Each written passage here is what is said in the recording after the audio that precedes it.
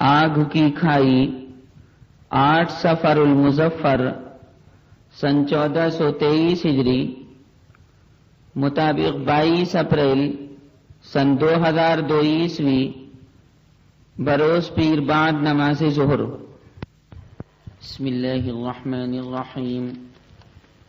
یا من جعل الابتلاء محکا للاولیاء وأودع اللآلي في أصداف البلاء نحمدك على جعل التوفيق على الشكر والصبر رفيقا لنا في حالتي السراء والضراء، والصلاة والسلام على من في معركة العناء استقام من الأنبياء والأصفياء الذين هم سادة جميع الأنام.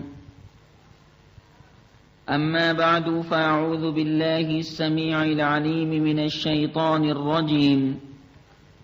بسم الله الرحمن الرحيم. والسماء ذات البروج واليوم الموعود وشاهد ومشهود قتل أصحاب الأخدود النار ذات الوقود إذ هم عليها قعود وهم على ما يفعلون بالمؤمنين شهود. وما نقموا منهم إلا أن يؤمنوا بالله العزيز الحميد الذي له ملك السماوات والأرض والله على كل شيء شهيد. إن الذين فتنوا المؤمنين والمؤمنات ثم لم يتوبوا فلهم عذاب جهنم ولهم عذاب الحريق. إن الذين آمنوا وعملوا الصالحات لهم جنات تجري من تحتها الأنهار ذلك الفوز الكبير. رب اشرح لي صدري ويسر لي أمري واحلل عقدة من لساني يفقه قولي. علم الإنسان ما لم يعلم رب زدني علما. گرامی قدر حاضرین محفل، اللہ سبحانہ و تعالی نے اس دنیاوی زندگانی میں ہمارے اور آپ کے واسطے اسلام اور ایمان کو پسند فرمایا ہے۔ ایمان کی ضد کفر ہے، ایمان سے امن آتا ہے، چین آتا ہے، سکون آتا ہے، سلامتی آتی ہے۔ کفر سے دنیا کے اندر فساد برپا ہوتا ہے، لڑائی جھگڑا ہوتا ہے، قتل و غارت گری کی نوبت آ جاتی ہے۔ کفار دشمنان اسلام ہیں، وہ اسلام کا بالکل کھلم کھلا مذاق اڑاتے ہیں، اسلام اور ایمان کے وہ دشمن ہیں۔ اس کے برخلاف اللہ سبحانہ و تعالی ایمان کو پسند کرتا ہے، اسلام کو پسند کرتا ہے اور کفر کو ناپسند کرتا ہے۔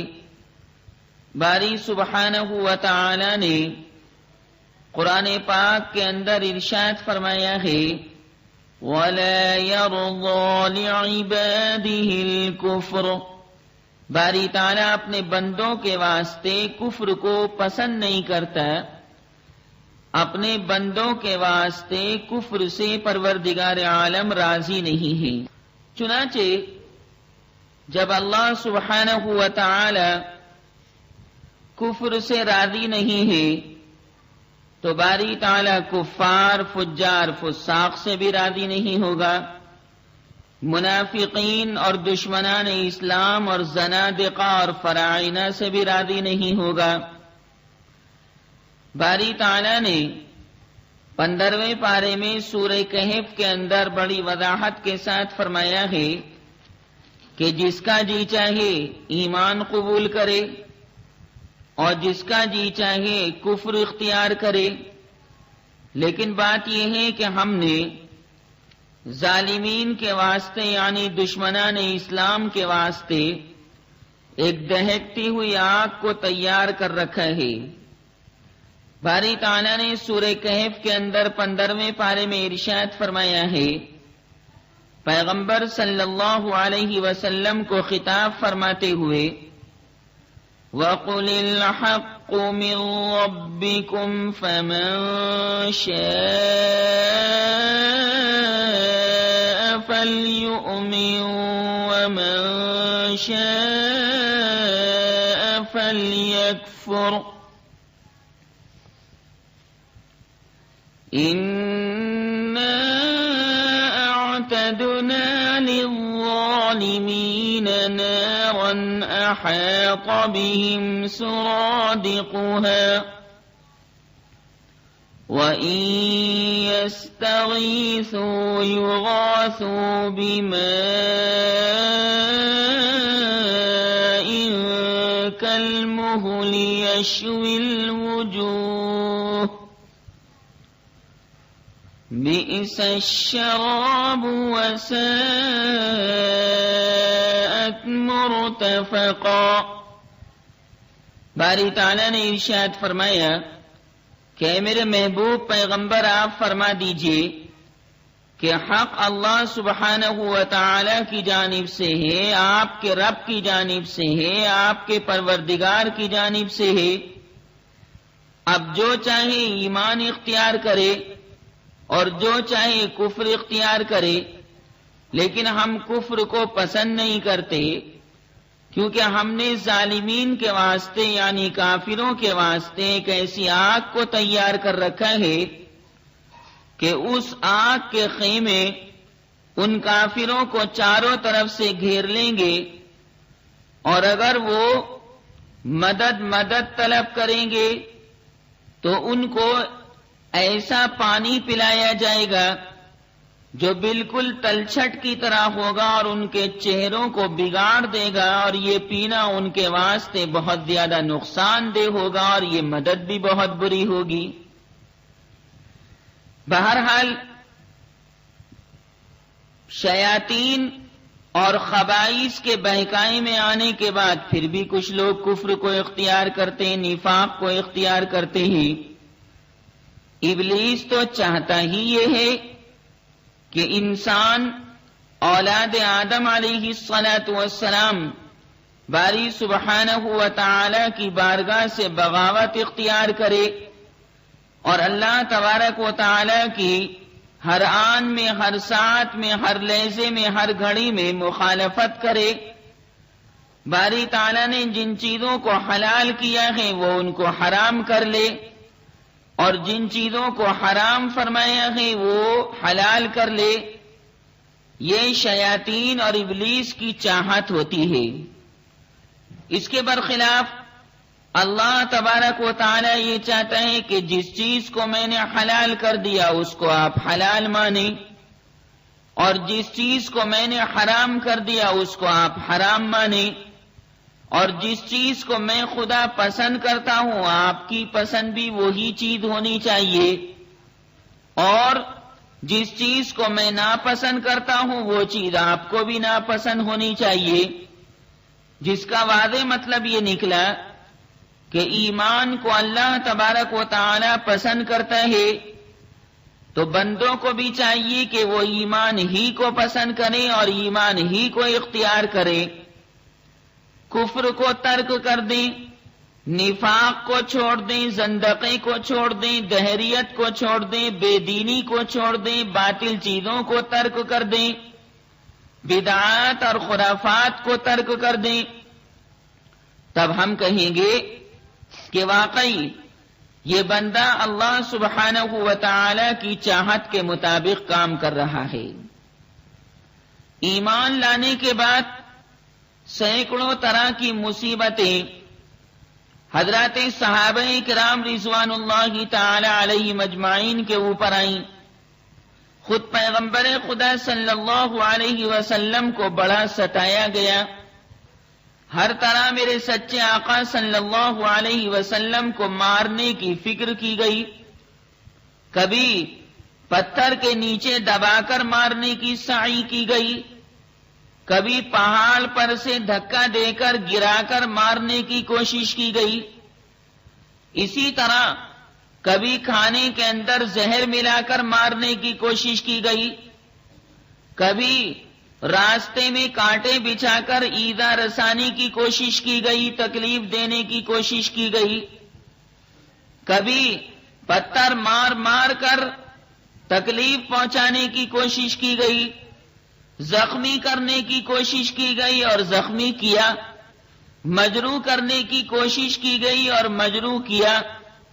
طائف کا واقعہ آپ حضرات کو بخوبی معلوم ہوگا کہ پیغمبر خدا صلی اللہ علیہ وسلم کے قدمین مبارکین سے خون نکلنے لگا، لیکن اس کے باوجود نبی کریم صلی اللہ علیہ وسلم کی رحمت للعالمین، میرے سچے آقا، صادق آقا، امین آقا صلی اللہ علیہ وسلم کی زبان مبارک سے برابر یہی کلمات نکلتے رہے، اللہم اہد قومی فإنہم لا يعلمون، اے میرے پروردگار میری قوم کو صراط مستقیم پر گامزن کر دے، سچے سچے راستے پر گامزن کر دے، سیدھے سیدھے راستے پر چلا دے، کیونکہ وہ میری حقیقت کو جانتی نہیں۔ تو ایمان والوں کے اوپر طرح طرح کے مصائب اور بلیات آتے رہے، آج بھی آتے ہیں۔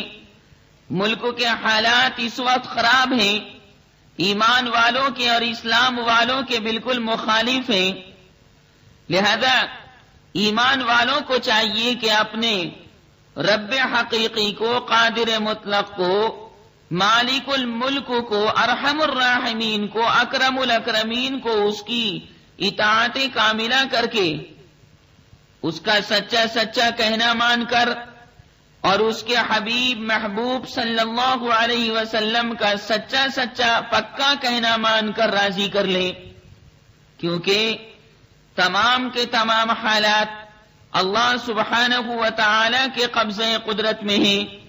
اللہ جب چاہتا ہے حالات کو سدھار دیتا ہے اور باری تعالی جب چاہتا ہے حالات کو بگاڑ دیتا ہے۔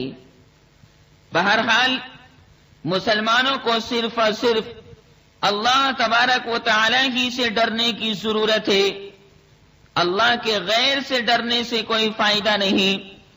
یہ گردن باری سبحانہ و تعالی نے اپنے سامنے ہی جھکنے کے واسطے بنائی ہے، اور باری تعالی چاہتا بھی یہی ہے کہ میرے بندے دنیا میں میرا کھاتے ہیں، میرا پیتے ہیں، میری زمین کے اوپر رہتے ہیں، میرے آسمان کی چھتری کے نیچے زندگی گزارتے ہیں، ان کو میں پینے کے لیے پانی مہیا کرتا ہوں، پانی پیتے ہیں، اپنی پیاس بجھاتے ہیں، کھانے کا استعمال کرتے ہیں، گوشت کا استعمال کرتے ہیں، سبزیوں کا استعمال کرتے ہیں، اناج کا استعمال کرتے ہیں، یہ تمام کی تمام چیزیں میں خدا ان کو مہیا کرتا ہوں، تو میرے ہی سامنے ہی جھکنا چاہیے اور مجھ ہی سے ڈرنا چاہیے، اور میرے علاوہ کسی سے ڈرنا نہیں چاہیے۔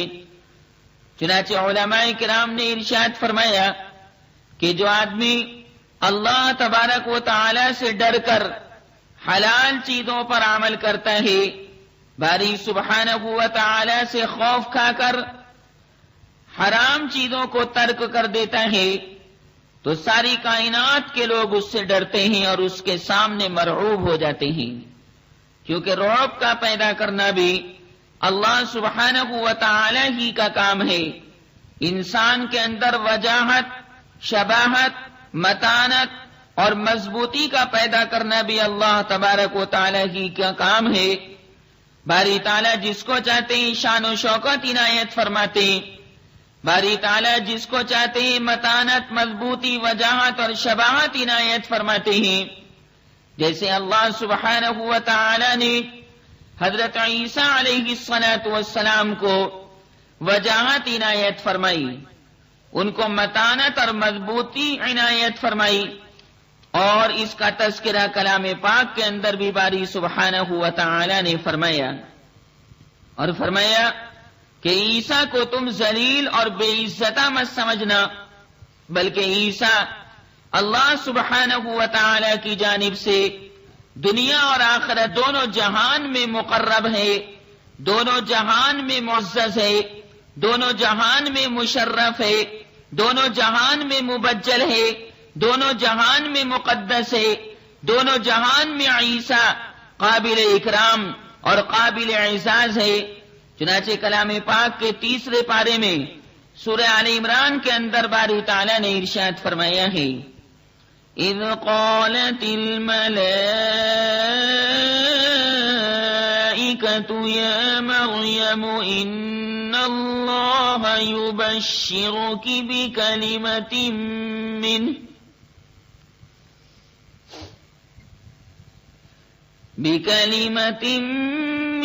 اسمہ المسیح عیسی ابن مریم وجیہا فی الدنیا والآخرۃ ومن المقربین۔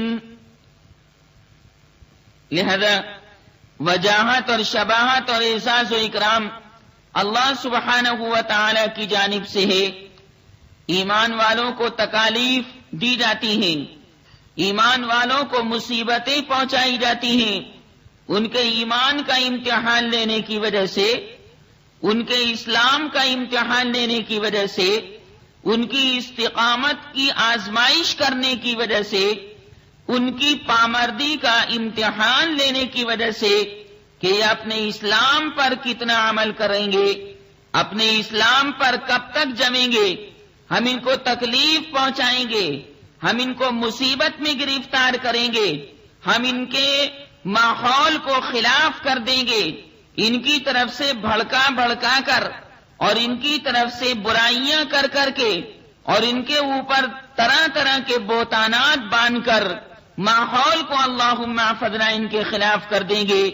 یہ انسان اور دشمنان اسلام کوشش کرتے ہیں۔ اللہ سبحانہ و تعالی اپنے چاہنے والے بندوں کی عزت کی سلامتی رکھتا ہے۔ باری تعالیٰ اپنے بندوں کو برابر معزز مکرم اور مشرف رکھتا ہے، کیونکہ وہی اللہ کے لیے کام کر رہے ہیں اور وہ دین اسلام کو ترقی دینا چاہتے ہیں، وہ سفینہ اسلام کو آگے بڑھانا چاہتے ہیں۔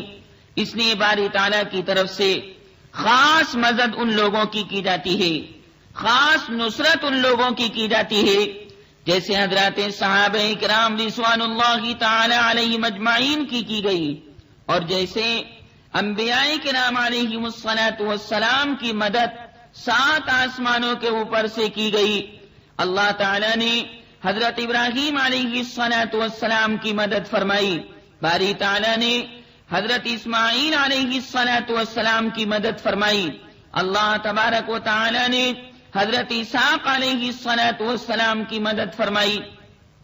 اسی طرح رب کائنات نے قادر مطلق نے حضرت سلیمان علیہ الصلاۃ والسلام کی مدد فرمائی، حضرت زکریا علیہ الصلاۃ والسلام کی مدد فرمائی، حضرت یحییٰ علیہ الصلاۃ والسلام کی مدد فرمائی، حضرت ایوب علیہ الصلاۃ والسلام کی مدد فرمائی، حضرت شیس علیہ الصلاۃ والسلام کی مدد فرمائی، اسی طرح حضرت نوح علیہ الصلاۃ والسلام کی مدد فرمائی۔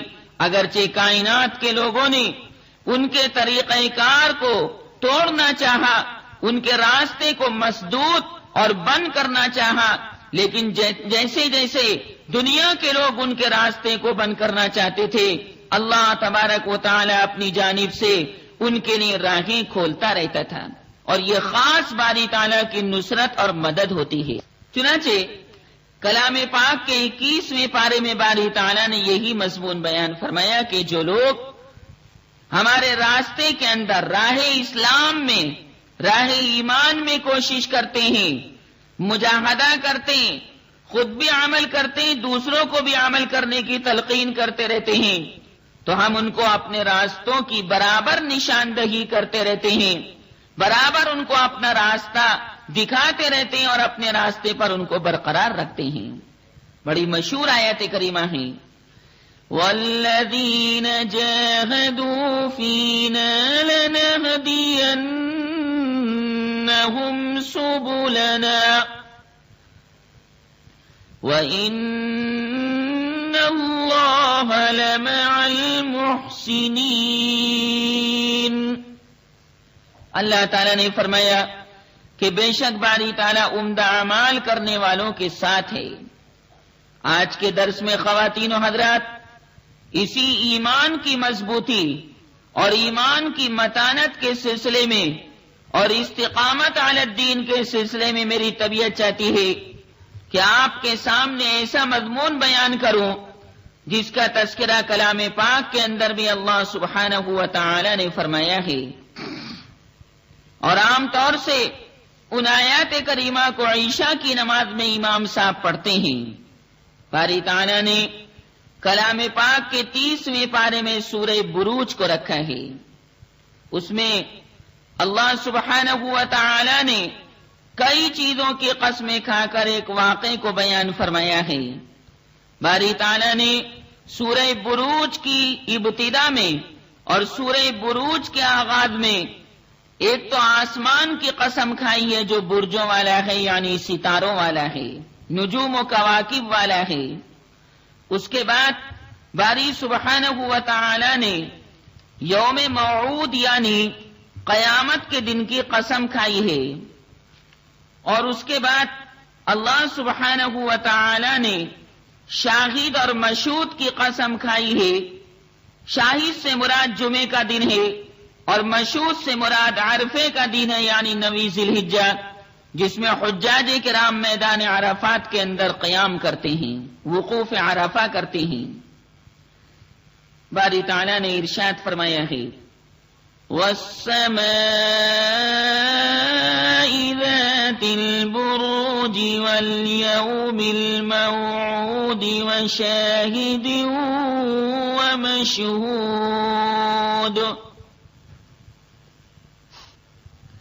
قُتِلَ أَصْحَابُ الْأُخْدُودِ النَّارِ ذَاتِ الْوَقُودِ إِذْ هُمْ عَلَيْهَا قُعُودٌ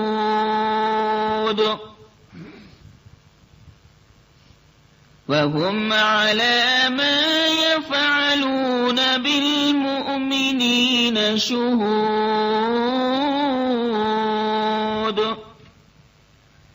یہ آیت کریمہ بہت مشہور ہیں۔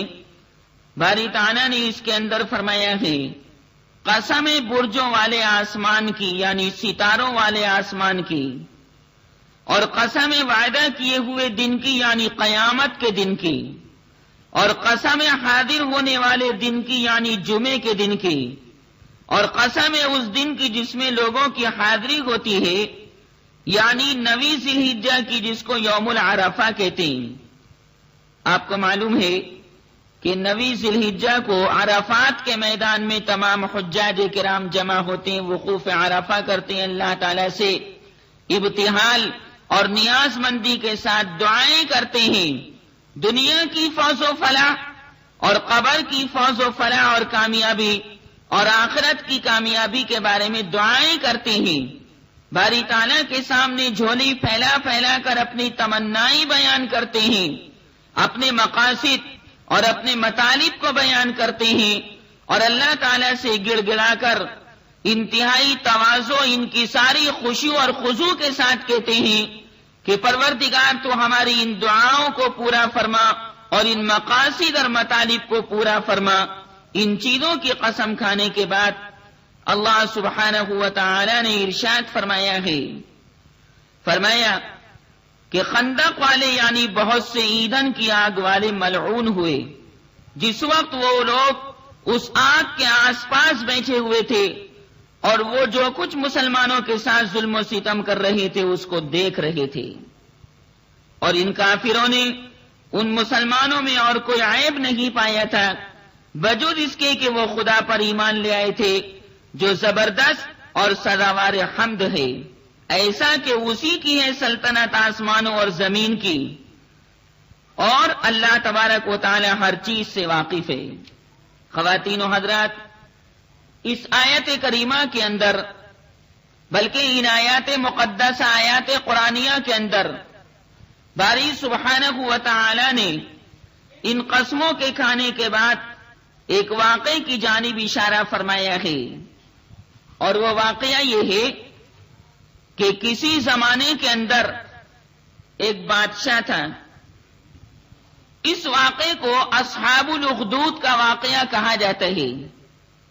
اصحاب الاخدود کے معنی ہیں کھائیاں کھودنے والے، اخدود کے معنی کھائی اور اصحاب کے معنی والے. اخدود کی جمع اخادید آتی ہے. کھائیوں والوں سے خدا کے وہ دشمن مراد ہیں جنہوں نے گڑھوں اور کھائیوں میں آگ میں دھکا دے کر اللہ کے پرستاروں کو نذر آتش کیا تھا. تاریخ عالم میں اس قسم کے واقعات بارہا رونما ہو چکے ہیں. اسی بنا پر کھائیوں والے لوگوں کی تعیین میں مفسرین کرام نے مختلف واقعات نقل کیے ہیں.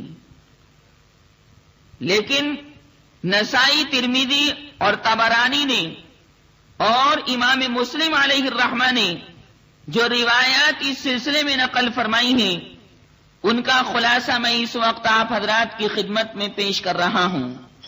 اس سے آپ حضرات کو معلوم ہوگا کہ ایمان والوں کے اوپر مختلف قسم کے مصائب آ جائیں، مختلف قسم کی بلائیں آ جائیں، وہ اللہ سبحانہ و تعالی کی خاطر ان بلاؤں کے اوپر، ان بیماریوں کے اوپر، ان مصیبتوں کے اوپر صبر کرتے ہیں اور اللہ سبحانہ و تعالی کی طرح شکایت نہیں کرتے، اور یہ سمجھتے ہیں کہ اگر یہ مصیبتیں اللہ تبارک و تعالی نے ہمارے مقدر میں لکھ چھوڑی ہیں تو ان مصیبتوں پر ثواب بھی اللہ ہی عنایت فرمائے گا، کیونکہ مصیبت پر صبر کرنا یہ اللہ سبحانہ و تعالی کا حکم ہے. اور صبر کا مطلب یہ کہ آدمی اس مصیبت کی شکایت کسی سے نہ کرے، جو کچھ کہے اپنے پروردگار حقیقی سے کہے، اپنے رب کائنات سے کہے، قادر مطلق سے کہے، تو ہم کہیں گے کہ واقعی یہ بندہ صابر ہے، یہ بندہ صبر کرنے والا بندہ ہے، اور یہ بندی صبر کرنے والی بندی ہے. چنانچہ ان روایات کو ان محدثین کرام نے اپنی اپنی کتابوں کے اندر حضرت صہیب رضی اللہ تعالی عنہ سے مرفوعا نقل کیا ہے. وہ واقعہ یہ ہے خواتین و حضرات کہ اگلے وقتوں میں ایک کافر بادشاہ تھا.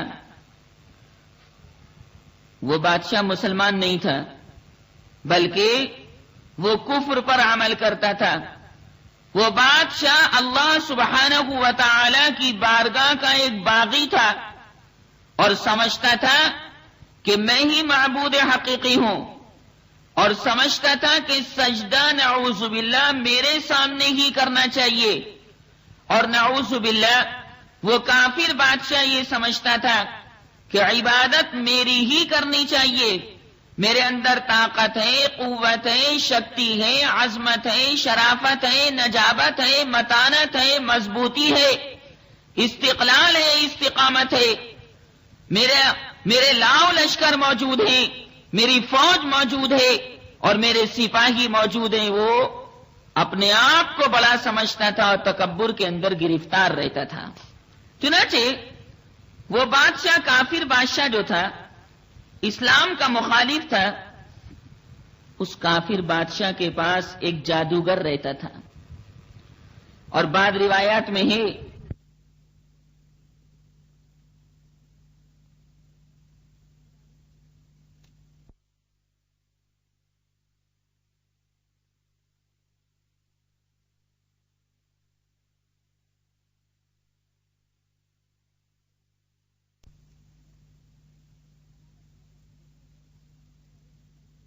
جادوگر کا ذکر ہے کہ اس کافر بادشاہ کے پاس ایک جادوگر رہتا تھا، اور دوسری روایت کے مطابق اس بادشاہ کے پاس، کافر بادشاہ کے پاس ایک کاہن رہتا تھا.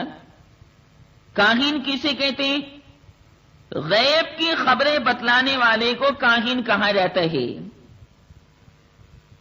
غیب کی خبریں بتلانے والے کو جو شیاطین کے ذریعے یا نجوم کے آثار کے ذریعے کچھ مستقبل کی، فیوچر کی غیبی خبریں معلوم کر کے لوگوں کو بتائے، ایسے آدمی کو کاہن کہا جاتا ہے. اس کی جمع، اس کا پلورل کہانتن ہے.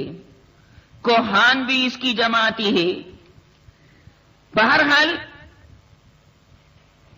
جب اس جادوگر کا یا کاہن کا آخری وقت ہوا، بڑھاپے کو وہ پہنچا، تو جادو کا علم اس کے پاس تھا یا غیب کی خبریں بتلانے کا علم اس کے پاس تھا، جو دائرے کے جھوٹا ہی تھا۔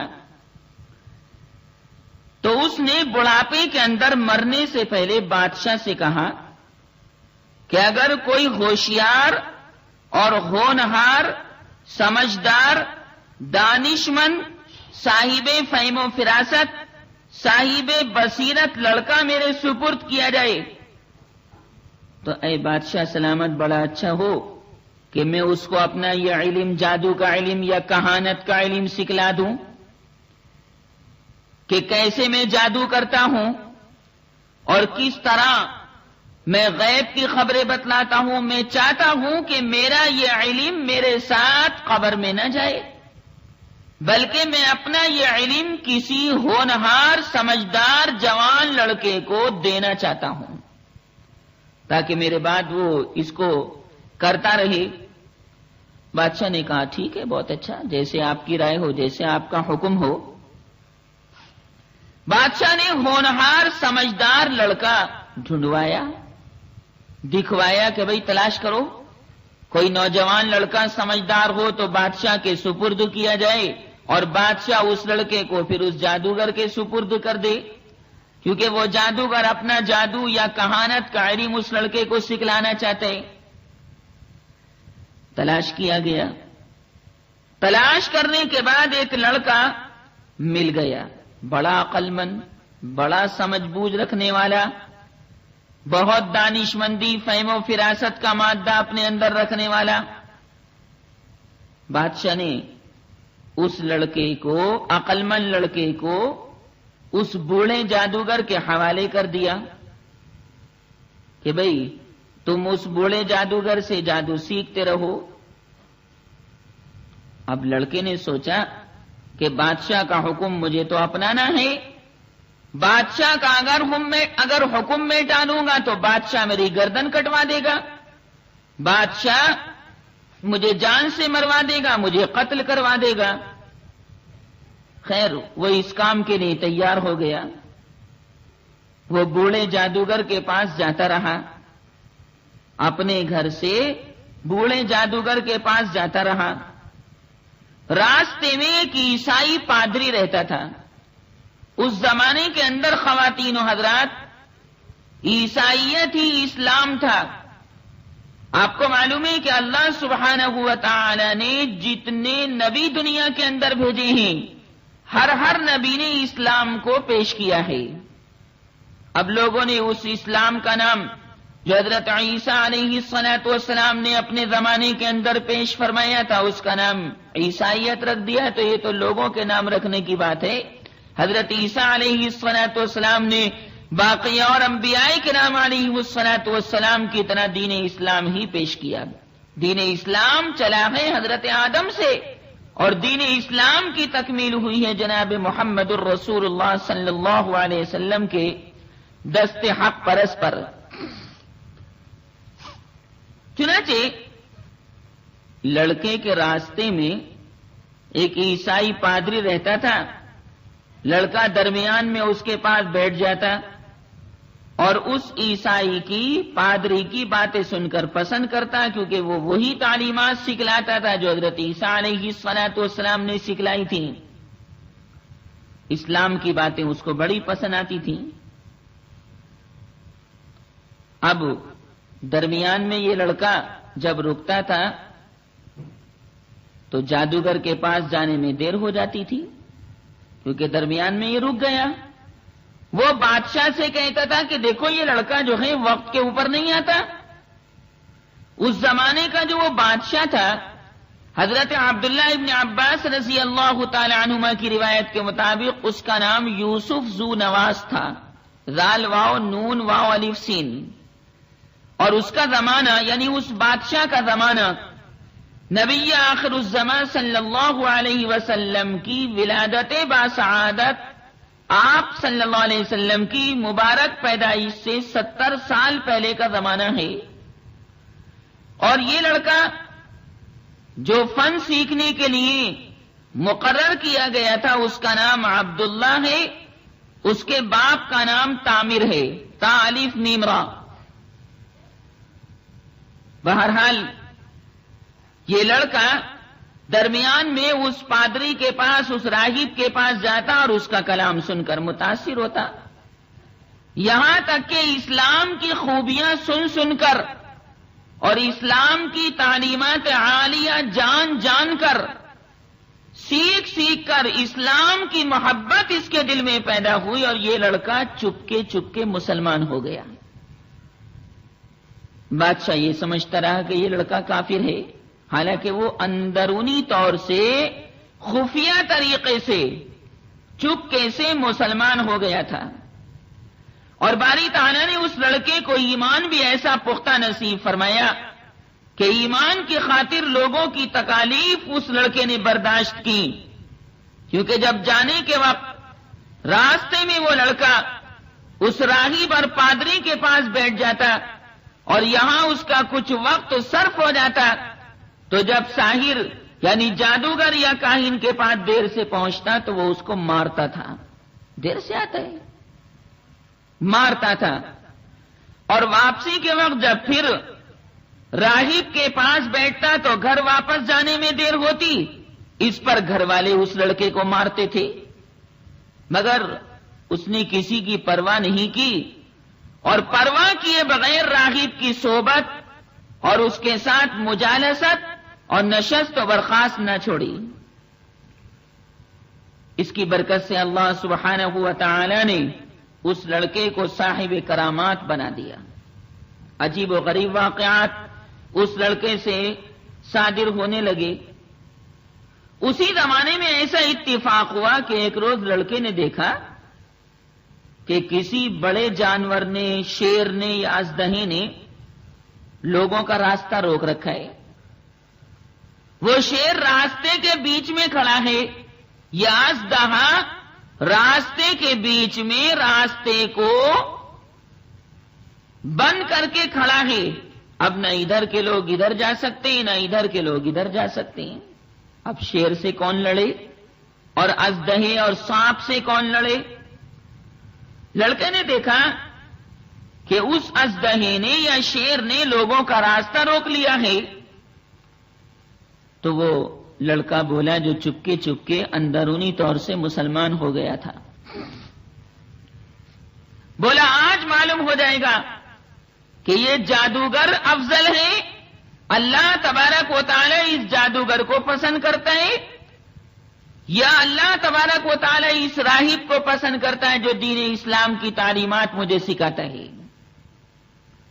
چنانچہ اس لڑکے نے ایک پتھر ہاتھ میں لے کر دعا کی، اللہ سبحانہ و تعالی سے خطاب کیا، باری سبحانہ و تعالی کے سامنے اس نے جھولی پھیلا دی اور دعا کی کہ پروردگار عالم، اے رزاق حقیقی، اے کوے کے بچے کو اس کے گھونسلے میں روزی پہنچانے والے خدا، اے قادر مطلق اور اے بادشاہ مطلق، یا اللہ اگر جادوگر کے بجائے اس راہب آدمی کا دین تجھے پسند ہو، یعنی اسلام تجھے پسند ہو، تو اس جانور کا تو اپنی قدرت کاملہ کے طفیل کام تمام کر دے۔ اللہ ہر چیز پر قادر ہے، اللہ کے لیے کیا چیز مشکل ہے؟ تاکہ لوگ پروردگار عالم اپنا اپنا راستہ لیں اور لوگ ادھر سے ادھر چلنے لگیں۔ یہ کہہ کر لڑکے نے پتھر پھینکا اس شیر کی طرف یا اژدہے کی طرف۔ خدا تعالی نے اس لڑکے کے ہاتھ سے پھینکا ہوا پتھر اس اژدہے تک پہنچا دیا یا اس شیر تک پہنچا دیا، اور جیسے ہی وہ پتھر اس اژدہے کو جا کر لگا یا اس شیر کو جا کر لگا، اللہ تبارک و تعالی نے اس کا کام تمام کر دیا، اس کو مار دیا۔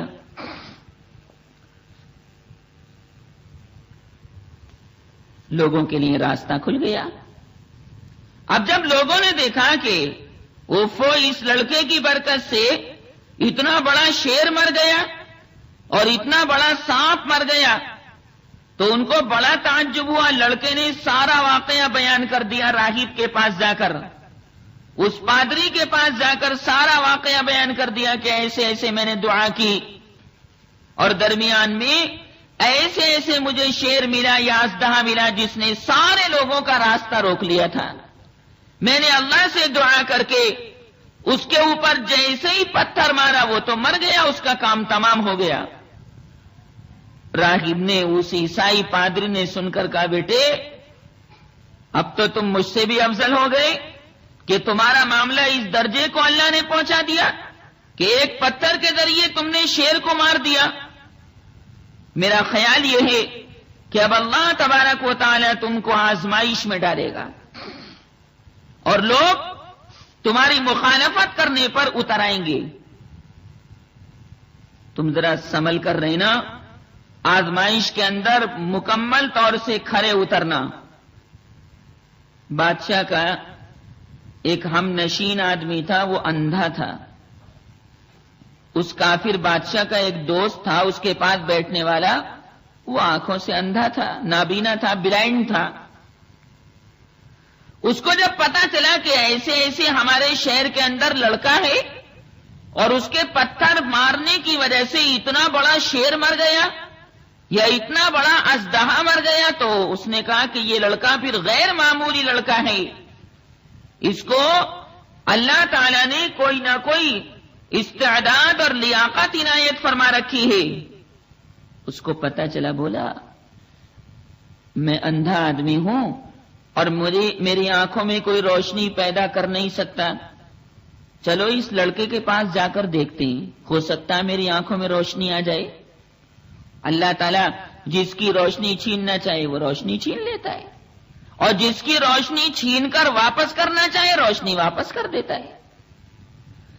چنانچہ اس اندھے نے یہ بات سنی تو بہت سے گفٹ لے کر, بہت سے تحفے تحائف لے کر لڑکے کے پاس آیا اور کہنے لگا کہ لڑکے تیرے پتھر نے اتنے بڑے شیر کو مار دیا, دیکھ میں نابینا ہوں, اندھا ہوں, اگر تو میری آنکھوں میں روشنی پیدا کر دے, مجھے شفا دے دے, تو یہ سارے تحفے تحائف سب تیرے ہیں.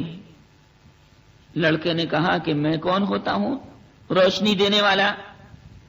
سنو, میں کسی کو شفا نہیں دے سکتا, اور وہ جو شیر مرا ہے اور وہ جو اژدہا مرا ہے وہ اللہ سبحانہ و تعالی نے مارا ہے. ہاتھ میرا تھا لیکن مارنے کا حکم خدا کا تھا. مجھے تو اللہ نے بہانہ بنا دیا, تو مجھے مت سمجھنا کہ میں نے شیر کو مارا ہے, وہ تو میرے رب حقیقی اور رب کائنات کے حکم سے مرا ہے, وہ بھی خدا کی مخلوق ہے. شیر اور سانپ اور اژدہا یہ بھی خدا کی مخلوق ہے. تو میں آپ کو شفا نہیں دے سکتا, میں آپ کی آنکھوں میں روشنی پیدا نہیں کر سکتا, شفا دینے والا تو اللہ ہے. ہاں اے اندھے, اگر تو اللہ پر ایمان لے آئے, دین اسلام کو قبول کر لے, تو میں اپنے اللہ سے دعا کروں وہ تجھے ضرور شفا دے دے گا, تیری آنکھوں میں روشنی پیدا کر دے گا, وہ ہر چیز کر سکتا ہے. وہ اندھا بولا اچھا اگر میں ایمان لے آؤں تو میری آنکھوں میں روشنی پیدا کر دے گا خدا؟ کہ جی میں اللہ سے دعا کروں گا, تو ابھی ایمان قبول کر کلمہ پڑھ. چنانچہ اس اندھے نے کہا کہ ٹھیک ہے میں دین اسلام کو قبول کرتا ہوں, وہ ایمان لایا. ادھر لڑکے نے ہاتھ اٹھا دیے کہ پروردگار عالم, یہ کفر سے بچ کر اور نفاق اور دہریت اور زندقی سے بچ کر اور بے دینی سے بچ کر پروردگار تیری بارگاہ میں آیا ہے, اس نے تیرے دروازے کو کھٹکھٹایا ہے اور اس نے اسلام قبول کر کے اپنے آپ کو مسلمان بنا لیا ہے. پروردگار تو ہر چیز پر قادر ہے, اس کی آنکھوں کو اچھا کر دے. بس دعا مانگ کر نمٹا نہ تھا کہ اس اندھے نے تو آنکھیں کھول دی, روشنی آ گئی. اللہ اکبر, اب تو لڑکے کی خبر پورے شہر کے اندر پھیل گئی کہ ایسا لڑکا تو ہم نے دیکھا نہیں. اللہ جسے چاہے نواز دے. دوسرے لوگ تو دوسروں کی نعمت دیکھ کر جلتے ہیں, حسد کرتے ہیں کہ بھئی اس کے پاس یہ دولت کیسے آ گئی, نہیں اللہ نے دے دی تو آ گئی, اللہ نہ دیتا تو نہ آتے. علم کی دولت، عمل کی دولت، سونے چاندی کی دولت، باغات جائیداد کی دولت، مکان کی دولت اللہ نے عنایت فرمائی تو آ گئی، یہ سب اس مالک حقیقی کا کرم ہے۔ چنانچہ تمام کے تمام شہر کے اندر اس کی یہ خبر پھیل گئی۔ یہ نابینا بادشاہ، یہ نابینا انسان جب بادشاہ کے پاس آ کر بیٹھا تو بادشاہ نے کہا کہ ارے تو اندھا تھا، تیری آنکھوں میں تو روشنی نہیں تھی، تیری آنکھوں میں دوبارہ روشنی کیسے آ گئی؟ تو وہ بادشاہ سے بولا میرے اللہ نے مجھے روشنی دی ہے۔ وہ کافر بادشاہ کہنے لگا کہ اچھا میرے سوا بھی تیرا کوئی اللہ ہے؟ میں ہوں اللہ، میں نعوذ باللہ، یہ کون سا خدا آ گیا؟ کوئی نیا خدا آ گیا؟ تو اس نے جواب دیا ہاں اے بادشاہ تو خدا نہیں، حقیقی خدا تیرے علاوہ کوئی اور ذات گرامی ہے، اسی نے تجھ کو پیدا کیا ہے۔ اس پر تو وہ بادشاہ بڑا غصے میں آ گیا اور اس آدمی کو گرفتار کر کے طرح طرح کی اذیتیں دینے لگا۔ آخرکار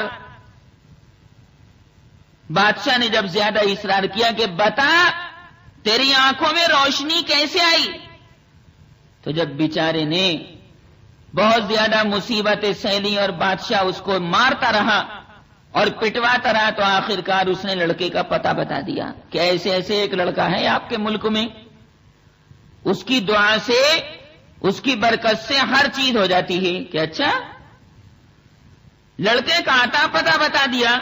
بادشاہ نے لڑکے کو بلوایا کہ لے کر آؤ اس کو، کون ہے بھائی؟ لڑکا بادشاہ کے سامنے آ کر کھڑا ہوا۔ بادشاہ اس سے کہنے لگا کہ اب تو تیرا جادو اس درجہ چلنے لگا کہ اس سے کوڑھی بھی اچھے ہونے لگے اور اندھے بھی اچھے ہونے لگے۔ لڑکے نے جواب دیا کہ بادشاہ سلامت، میں کسی کو اچھا نہیں کرتا، میرا اللہ شفا دیتا ہے۔ اس نے کہا کہ اچھا میرے علاوہ بھی تیرا کوئی اور خدا ہے؟ تو لڑکا بولا ہمت کے ساتھ کہ بادشاہ تم تو ایمان والے کے پیروں کے نیچے کی دھول کے برابر بھی نہیں، خدا کے برابر تو تم کیا بنو گے؟ ایمان جنت میں لے جائے گا، کفر نارے جہنم کے اندر لے جائے گا۔ اے بادشاہ تم خدا نہیں ہو بلکہ خدا تعالیٰ کی ذات گرامی کوئی اور ہے۔ اس پر بادشاہ نے اس کو اور پکڑ کے مارنا شروع کیا لڑکے کو۔ بتا تیرے پاس یہ چیز کہاں سے آئی؟ اس نے کہا کہ جی میں نے فلاں راہب کی خدمت میں رہ کر اسلام قبول کیا ہے۔ کہ اچھا اسلام بھی کوئی چیز ہوتی؟ کہ جی۔ اللہ نے اس راہب کو بھی جناب متانت اور مضبوطی عنایت فرما رکھی تھی۔ بادشاہ نے اس راہب کو بلوا بھیجا کہ بلواؤ اس کو بھی۔ چنانچہ بادشاہ نے راہب سے کہا کہ تو اپنا مذہب چھوڑ دے۔ اس نے انکار کیا کہ میں دین اسلام کو ہرگز نہیں چھوڑ سکتا۔ بادشاہ نے کہا کہ اب بھی سوچ لے، تیری گردن کٹوا دوں گا، تیرے آرے سے 2 ٹکڑے کروا دوں گا۔ تو وہ بولا، مسلمان راہب بولا کہ بادشاہ تو میرے بدن کے 2 ٹکڑے کروا دے، میرا قیمہ بنوا دے، لیکن میں خدا کے ایمان کو ہرگز نہیں چھوڑ سکتا۔ یہ دولت تو دنیا اور آخرت سے بہتر ہے۔ بادشاہ نے کہا کہ اچھا تو اپنا اسلام نہیں چھوڑتا؟ اس نے آرا منگوایا اور آرے کے ذریعے سے اس کے 2 ٹکڑے کروا دیے۔ اور یہی حال اس آدمی کا کیا جس آدمی نے اندھے پن کی شکایت کی تھی اور اسلام قبول کیا تھا۔ بادشاہ بولا بلاؤ اس کو بھی۔ وہ بھی کہتا ہے کہ اسلام سچا دین ہے، اس کے بھی جناب آرے کے ذریعے 2 ٹکڑے کروا دیے۔ اب لڑکے کا نمبر آیا، یہ دونوں تو مر گئے۔ لڑکے سے کہا کہ بھائی دیکھ، دین اسلام چھوڑنے نہ چھوڑنے والوں کا یہ شروع ہے، اب تو بتا تیرا کیا ارادہ ہے؟ لڑکا بولا آپ بھی مجھے قتل کروا دیجیے، میں اسلام کو چھوڑنے والا نہیں، میری اللہ سے محبت پکی محبت ہے جو طوفانوں سے گھبرایا نہیں کرتی۔ لڑکے نے انکار کر دیا تو بادشاہ نے حکم دیا کہ اس کو کسی اونچے پہاڑ پر لے جاؤ۔ کچھ لوگوں کو طے کیا اونچے پہاڑ پر لے جانے کے بعد اس لڑکے کو نیچے گرا دو. وہ آدمی اس کو لے کر چلے, 9-10 آدمی پکڑ کر پہاڑ پر لے کر چلے. اب جیسے ہی اس کو دھکا دینا, ان 9-10 آدمیوں نے چاہا کہ اس کو پہاڑ سے نیچے گرا دیں. بڑا زور لگایا مگر لڑکا تو پہاڑ سے نیچے نہ گرا. وہ 10 آدمی اللہ نے نیچے گروا دیے فرشتوں کے ذریعے کہ میاں ان کو گراؤ, میرا ایمان والا بندہ سالم رہے گا. لڑکا زندہ بچ کے آ گیا. یہ سب پہاڑ سے نیچے گر کر ہلاک ہو گئے. بادشاہ کو پتہ چلی کہ لڑکا بچ گیا اور جن آدمیوں کو آپ نے بھیجا تھا وہ سب نیچے گر کر مر گئے. بادشاہ نے کہا کہ اچھا ایک اور ترکیب کرتے ہیں اس لڑکے کو مارنے کی. کہا اس کو دریا کے پانی میں ڈبو دو. 9-10 آدمیوں کو حکم دیا کہ لڑکے کو دریا کے پانی میں پھینک دو. یہ لوگ اس کو دریا کے پاس لے کر چلے اور اس کو گود میں لے کر پھینکنا چاہا, مگر کسی غیبی طاقت نے اس لڑکے کو ان لوگوں کی گود میں سے نکال لیا اور ان 9-10 آدمیوں کو باری تعالیٰ نے فرشتوں کے ذریعے دریا کے پانی میں ڈبوا دیا. لڑکا یہاں سے بھی بچ کر نکل آیا. آخر لڑکے نے اپنے ایمان اور اسلام کو مضبوطی کے ساتھ تھامے رکھا اور کہا کہ جب اللہ مجھے مارنا چاہے گا تبھی مروں گا میں. بڑے سے بڑا بادشاہ, مالدار, ماروتی کار والا اور اسی طرح بڑی بڑی جائیداد والا, باغات والا کوئی مارنا چاہے مر نہیں سکتا جب تک اللہ کا حکم نہ ہو. اللہ نے موت حیات کو پیدا کیا, موت کا معاملہ اللہ نے اپنے ہاتھ میں رکھا. تبارک الذی بیدہ الملک وہو علی کل شیء قدیر الذی خلق الموت والحیاة لیبلوکم ایکم احسن عملا وهو العزیز الغفور. بادشاہ سے کہا کیا آپ مجھے مارنا چاہیں گے؟ مار نہیں سکتے. اور آپ مجھے مارنا چاہتے ہیں تو ایک ترکیب بتاتا ہوں میں اپنے مرنے کی. بادشاہ بولا بتا. لڑکا بولا کہ میرے مرنے کی ترکیب یہ ہے کہ اے بادشاہ ساری پبلک کو ایک میدان میں جمع کرو اور ایک میدان میں جمع کر کے اے بادشاہ مجھے آپ سولی پر لٹکا دیں اور جب میں سولی پر لٹکا دیا جاؤں تو میرے اوپر بسم اللہ رب الغلام کہہ کر تیر چلانا. جب تم بسم اللہ پڑھ کر تیر چلاؤ گے تو میں مر جاؤں گا. یہاں بھی تو اللہ کی طاقت ہی کام آ رہی نا. بسم اللہ کا کیا مطلب؟ اللہ کے نام سے. بادشاہ نے ایسے ہی کیا اور اس نے لڑکے کو سولی پر چڑھایا. لڑکا تختہ دار پر چڑھ گیا, سولی کے تختے پر چڑھ گیا اور بادشاہ نے بسم اللہ رب الغلام کہہ کر جو تیر چلایا تو تیر لڑکے کی کنپٹی پر بیٹھا, جا کر لگا. لڑکے نے اپنا ہاتھ کنپٹی پر رکھا اور اپنے رب کے نام پر قربان ہو گیا, اس کا انتقال ہو گیا.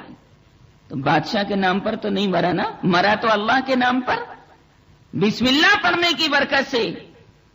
لوگوں نے جب یہ دیکھا کہ ارے بادشاہ نے بڑی بڑی ترکیبیں اختیار کی لیکن یہ لڑکا مرا نہیں, اور جب بسم اللہ پڑھ کر اس کافر بادشاہ نے تیر چلایا تو یہ لڑکا مر گیا. ساری پبلک سمجھ گئی کہ اللہ کے نام میں بڑی طاقت ہے اور اس بادشاہ کے عمل اور رفتار, کردار, گفتار اور فعل کے اندر کسی طرح کی کوئی شکتی اور طاقت نہیں. ہزارہا لوگ اس میدان کے اندر جمع تھے, سب مسلمان ہو گئے, سب نے کلمہ پڑھ لیا. ایک لڑکا تو قربان ہوا لیکن ساری پبلک کو مسلمان کر گیا. اللہ نے اسی واقعے کی جانب قرآن کی اس آیت میں اشارہ فرمایا. ساری پبلک پکار اٹھی, آمنا برب الغلام, آمنا برب الغلام, ہم سب لڑکے کے رب پر ایمان لائے. لوگوں نے بادشاہ کے کان بھرے کہ لیجئے جس کا آپ کو کھٹکا تھا وہی ہوا, اب تو سب ایمان لے آئے. بادشاہ نے غصے ہو کر کہا کہ خندقیں کھدواؤ اور آگ جلواؤ, ان سارے ایمان والوں کو میں آگ کے اندر جلا دوں گا. چنانچہ آگ دہکائی گئی، خندقیں کھدوائی گئی، اعلان عام کیا گیا کہ جو آدمی دین اسلام سے نہ پھرے گا اس کو ان خندقوں میں جلا کر جھونک دیا جائے گا، مار دیا جائے گا۔ ساری پبلک جو مسلمان ہوئی تھی اس پبلک نے یہ کہا کہ بادشاہ تو خندقوں میں آگ مشتعل کروا کر ہمیں جلا دے، لیکن ہم ایمان کو نہیں چھوڑیں گے، تجھے کبھی خدا نہیں کہیں گے۔ بڑے بڑے مالدار جھکانا چاہتے ہیں اللہ والوں کو کہ ہمارے سامنے جھک جائیں۔ تمہاری قیمت 2 کوڑی کی نہیں ہماری نگاہ میں، ہماری اگر قیمت ہے تو اللہ کے نام کی اور اس کے پیارے رسول صلی اللہ علیہ وسلم کے پیارے نام کی۔ چنانچہ جناب خندقوں میں آگ جلوائی گئی اور ایمان والوں کو اس کے اندر ڈالا گیا۔ تمام ایمان والے خوشی خوشی اس آگ کے اندر داخل ہوتے رہے اور تمام ایمان والے آگ کے اندر جل جل کر شہادت کا جام نوش کرتے رہے۔ سب ایمان والے جلا کر خاک کر دیے گئے، لیکن اللہ نے بھی کیا کار فرمائی کی، کیا کرم فرمائی کی کہ آگ میں داخل ہونے سے پہلے پہلے ان سارے ایمان والوں کی روح کو قبض کر لیا، اور جس وقت ان کو آگ میں ڈالا گیا تو ان کے مردہ جسموں کو آگ میں ڈالا گیا۔ اللہ نے آگ میں جلنے سے پہلے پہلے ان کی روح کو قبض کر کے جنت میں ان کو مقام عنایت فرما دیا۔ ایک عورت کی گود میں ایک ننھا پننا بچہ تھا، وہ عورت بھی ایمان والی تھی، تو اس کو ذرا جناب جھجک ہوئی کہ میں کیسے آگ کے اندر جاؤں۔ چنانچہ ننھا منا بچہ جو اس عورت کی گود میں تھا، بہت معصوم سا بچہ، 1-2 مہینے کا بچہ، تو جب اس نے دیکھا کہ میری ماں آگ میں کودنے سے بچ رہی ہے، جھجک رہی ہے، تو 2 مہینے کا بچہ اللہ نے اس کو زبان دی اور کہا ماں صبر کرو، ایمان کو اختیار کرتی رہو اور اس آگ کے اندر کود جاؤ اللہ کے لیے، اس آگ کو اللہ تبارک و تعالیٰ آپ کے لیے گلے گلزار بنا دے گا۔ چنانچہ 2 مہینے کے بچے نے جناب اپنی اماں کو تسلی دی، دہکتی آگ کے اندر جناب ایمان والوں کو ڈلوایا، لیکن یہ سب لوگ اللہ تعالیٰ کے لیے قربان ہو گئے۔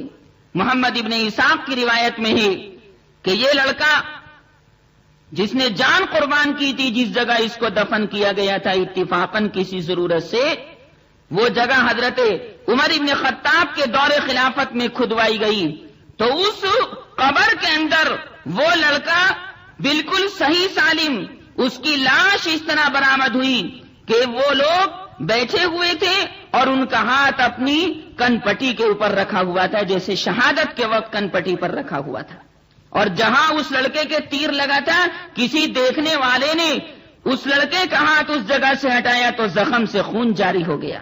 حضرت عمر نے فرمایا کہ ایسے ہی قبر کو بند کر دو، قبر کو کھولو نہیں۔ چنانچہ ان کے ہاتھ میں ایک انگوٹھی تھی، یعنی اس لڑکے کے ہاتھ میں ایک انگوٹھی تھی جس پر لکھا ہوا تھا اللہ ربی، اللہ میرا رب ہے، اللہ کے علاوہ کوئی میرا رب نہیں۔ اللہ تبارک و تعالی نے اس کو قبر کے اندر بھی صحیح سالم رکھا۔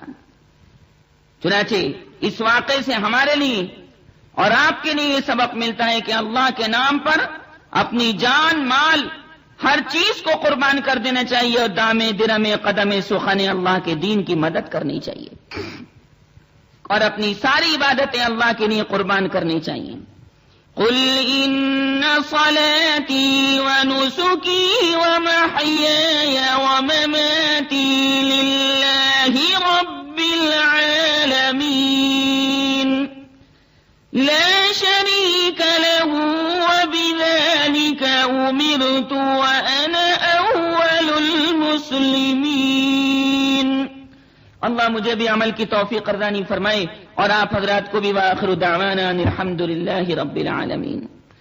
یا رب صل وسلم دائما ابدا على حبیبک خیر الخلق كلهم۔ اللهم صل على محمد كلما ذكره الذاكرون